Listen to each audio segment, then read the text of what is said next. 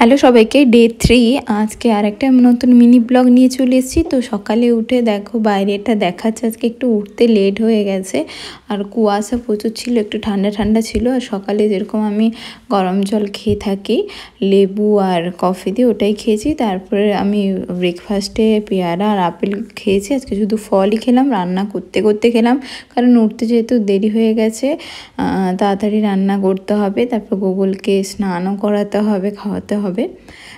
তো রান্না করেছিলাম আজকে চিংড়ি মাছের ঝোল আর পুঁই শাক ভাজা আর পালং শাকের তরকারি।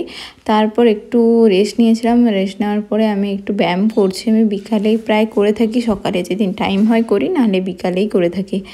আমার এতটা ঘাম দেয় না ব্যায়াম করলেও। তারপর এই যে আমি ওজন করেছিলাম, তোমাদেরকে দেখালাম। আমি লাস্ট দিন আবার দেখাবো আমার ওজনটা কত থাকলো। তারপর গ্রিন টি খেয়েছিলাম, আজকে দুধ চা খাইনি। আর রাতেবেলা আলুর পরোটা স্যালাড খেয়ে দিনটা শেষ করি।